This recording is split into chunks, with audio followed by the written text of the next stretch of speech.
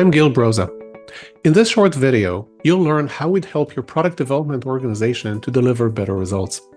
We've evolved our approach, called Work Better, over many years of helping more than 100 diverse organizations, such as these. It's proven to achieve results effectively and sustainably without stopping work, taking too long, or making false moves. At a high level, we're looking at 3 steps: chart the path, prepare the people, and optimize the journey. Let's look at them. We call step 1 chart the path. In it, we help you determine the path to better product development based on a holistic view, your existing capabilities, and contextual choices. This outcome consists of 3 key results, which are sequential. The first is clarity. Why does your current way of working deliver the results it does? What are the trouble spots? Why are some of your expectations and needs from it not being fulfilled? And if you want it to be agile, how much and how well is it actually being agile? We're looking to understand the current system all the way from idea to delivery, not just development teams. Second, we identify a future state for product development in which the current problems have been solved and it consistently delivers better results. We identify the main challenges and determine, together, a viable strategy for reaching that state, including intermediate milestones if necessary. Third, we recommend specific actions to implement that strategy. The recommendations include changes to process, practices, team structure, tools, steps to upgrade mindset and skills, and how leaders could show up differently to enable and support the changes. This step usually takes only a few days of data collection, during which nobody from your organization needs to spend more than an hour with us, followed by strategic conversations between us and senior leadership. As you see in this quote, we get deep results quickly. Step 2 of Work Better is prepare the people. In it, we get to the point where the teams, their leaders at several levels, and their stakeholders are mentally prepared to reach that future state together. We want people to learn by doing and to experience change together, but we also want to eliminate predictable and unnecessary trouble, like disengagement, misalignment, blame, and confusion. Our attention here is fully on the human element because successful holistic change depends 100% on it. The first key result for this state of preparedness is to see willingness, confidence, and ideally, enthusiasm.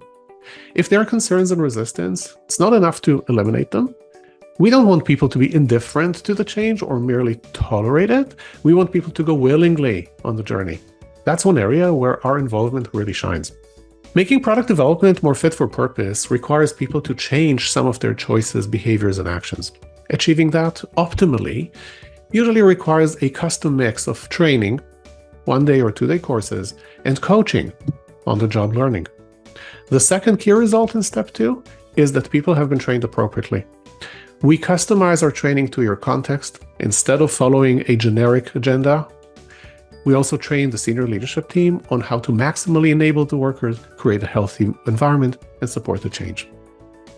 Third, we facilitate alignment, not just to the vision and the goals for the work, that's obvious, but to the way of working, and most importantly, to the mindset. This means that as people work together, their choices align. They don't optimize for different effects, like one person striving for predictability and another person for responsiveness or adaptability. Those two will not succeed together. This quote is from a director who had 40 people. They had taken basic Scrum training, practiced it for 2 years, and now needed to upgrade their relatively mechanical process and really be agile. The time they took for the course also helped them strengthen relationships and understand each other better. Step 3 of our approach is optimize the journey. We want product development to reach the next level with minimal risk, time, and guesswork. One key result that we drive to is that the de facto collective mindset, which is the set of choices that people actually make as they work together, is in line with the original intent or adjusted as needed. We also want to see an uptick in team health, engagement, morale, and performance. Another result is that leaders consistently behave in ways that enable and sustain the new level of performance. To be effective with this step, here are 3 principles I've found to be super useful and are part of every engagement that we take on. The first principle talks about balancing conflicting forces. On one hand, people have a lot to learn and discover and adapt. Because even with all the thinking and planning that we've done, it's hard to know exactly what would best fit them. On the other hand, they shouldn't have to take years of wandering and trying different things, so we balance learning from mistakes with learning from the industry. The second principle is to help managers move out of siloed accountabilities into shared ownership with other leaders. This is hard, but doable and makes a world of difference. And third, we keep the process minimal. When we do that, people have to fall back on principles. For example, collaboration, continuous feedback, and evolutionary work. That guarantees that they will experience real change, rather than execute some process checklist with a legacy mindset. Also unique to our approach is that we spread the step out over time. The company quoted here had me visit them twice a month, and later, just once a month. This affordable and continued access to me helped the leaders at various junctures. And in 2 years, they built one of the best agile cultures I've ever seen. We can help your teams work better. Let's have a conversation.